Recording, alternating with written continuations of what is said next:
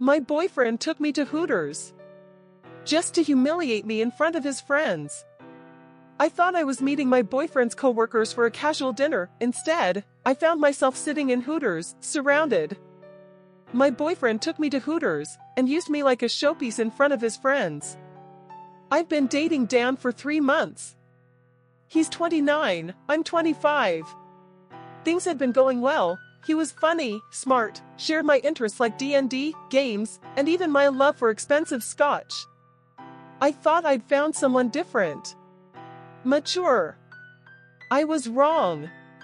Last week, Dan invited me to dinner to meet his coworkers, all male, at Hooters. That was the first red flag. He said it was just a convenient place near their office. Sure, there are better restaurants nearby, but I brushed it off. What really irked me was what he said beforehand. They don't believe I'm dating a hot girl who's into the same stuff we are. You'll have to prove them wrong. He laughed after saying it. Just joking, he added. That just joking would become the theme of the entire night. When we got to the restaurant, his coworkers were already there, all older guys in their 30s. The kind of tech bros who think they're gods because they write code. They were openly making comments about the waitresses, rating them, laughing about their bodies, saying one looked too old to work here. Dan joined in.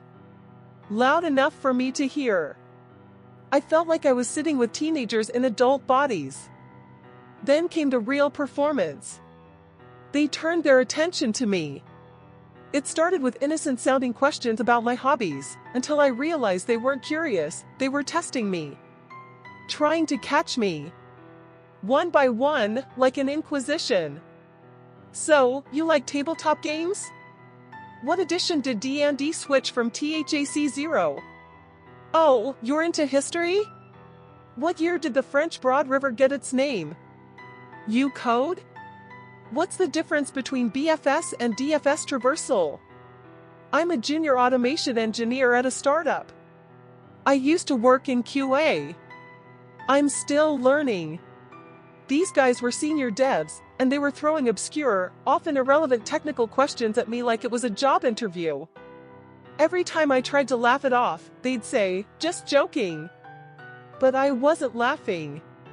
I was shrinking. Dan didn't defend me. He egged them on. Come on, babe, we talked about this last week, remember? Oh, she's really smart. She knows this one. I wasn't his girlfriend anymore. I was his science fair project. The longer the dinner dragged, the more robotic I became. I stopped smiling. I answered mechanically. I tried to contribute to the conversations, was ignored, talked over, or dismissed. At one point, one guy asked me to write out an SQL query. I kid you not. It wasn't friendly. It wasn't banter. It was gatekeeping. And Dan? He just sat there, smiling like he was proud. Like he was showing off a trained poodle. After the dinner, Dan was irritated at me. He said I was immature for being obviously annoyed. Said I sighed too much and acted like I didn't want to be there. He called it just fun and accused me of being uptight. I didn't reply. I didn't even look at him. That night, I went home and couldn't stop shaking with anger and humiliation. The next day, I ignored all his texts. I know ghosting is immature, but I couldn't even bring myself to speak to him. The thought of his voice made my skin crawl. I felt disgusting, not because of what I did, but because I let it happen. I'd never felt so examined, so dismissed, and so on display. And what made it worse was knowing that if I hadn't frozen, if I had fought back harder, I might have been called overly emotional. Sensitive. Bitchy. Dan put me in a no-win situation. So I wrote a post on Reddit, just to scream into the void. And the void screamed back, with truth I hadn't wanted to say out loud. They brought you there to humiliate you. They didn't see you as a person. They saw you as a fraud. Dan is not mature. He is a coward. And most painful of all, this isn't about one bad night. It's who he is. After Hooters, I called my boyfriend and told him exactly why we're done. 2 days passed. I still hadn't answered Dan's texts. He sent the usual sequence. Hey, are you okay? Are you mad? Can we talk? Then the guilt tripping started. It was just a dinner. My friends liked you. You were being kind of cold though. I'd had enough. So I called him. Dan picked up immediately. His voice was tense. This is about the dinner, isn't it? I said, yes. It is. There was a long pause. I continued. I don't think I've ever felt so unwelcome in a group before. That night felt like an interview. All your friends did was test me, one after the other. No one got to know me. No one cared what I thought. And you sat there and let it happen. Dan started to push back. I don't feel like it was anything like that. So I pressed. Okay. Be honest. Do you guys randomly quiz each other like that at lunch? Do you sit around and say, hey, quick, what's the SQL query to delete 2 rows from 2 different tables? He hesitated. No, not really. Why not? I asked. Because it's not what normal people do, I answered for him. Silence. It felt hostile, Dan. Like I had to prove I belonged. That I wasn't faking my interests. That I wasn't just some bimbo you brought along. He said they were just joking. They didn't mean anything by it. I replied calmly, you know what the worst people always say when they're confronted about being assholes? I waited. Just joking. That phrase is a shield for cowards. He was quiet.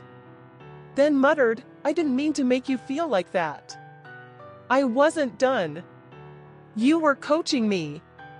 Like I was a pet doing tricks. You didn't step in. You didn't say, hey guys, that's enough. You just let them grill me. And now you're mad I didn't smile through it. Dan sighed. I don't know what to say. Then listen, I told him. I explained that I've worked hard to get where I am. That I taught myself to code. That I'm not perfect, but I'm proud of my progress. I said I expected his friends to maybe offer advice, to be mentors even. Instead, they mocked me. Masked behind trivia and fake laughter. Dan tried to explain, poorly. It wasn't that deep, he said. I laughed bitterly. Dan, I don't need to print out the CPA exam just to hang out with my accountant friends. I don't need to quiz my teacher friends on obscure education law to respect them. He was quiet again. So I told him I'd written a Reddit post about the whole thing, and that I'd be sending him the link. He wasn't happy. You had no right, he snapped. Oh, I had every right, I said. I didn't use your name. I just told the truth. Then he asked the question. Are we done? Yes, I answered. I can't be with someone who sees me as a trophy, not a person. I don't want to be anyone's poodle on a leash while they show me off to impress their little club. He didn't say goodbye. Just hung up. Later that weekend, he sent more texts. At first, it was pure anger. Can't believe you posted this. People are trashing me over one dinner. Then came the guilt. We were having fun. I didn't think it would upset you that much. I'm sorry. Let's work this out. When I didn't reply, he circled back to rage again. You're blowing this out of proportion. You're ruining something that was good. No, Dan. You ruined it when you let your friends treat me like garbage and called it friendship. I sent the Reddit post to one of his coworkers, the only one who looked ashamed that night and buried his face in his phone. He replied, "I'm really sorry. I knew what was happening wasn't right, and I regret not stepping in. I assumed Dan would speak up for you." He admitted he joined in at first, then realized it had gone too far. He wished me luck in my career. That apology meant more than anything Dan ever said. In the days that followed, I felt relief. Not sadness. Not doubt. Relief. Dan wasn't a one-time mistake. That dinner had pulled back the curtain. The way he ignored my discomfort. The way he blamed me for not playing along. The way he needed me to perform, not connect, not belong, just impress. And the worst part? That it took humiliation in front of a table full of men for me to see it. Looking back, I can't believe I ever thought this guy was emotionally mature. You know what I really learned? That grown men don't test the women they date. That grown men don't stay silent when their friends turn into jerks. That grown men don't coach their girlfriends like pets. And most of all, grown men don't say just joking after every degrading thing they do. That's what boys do. Dan is a boy. And I'm done dating boys.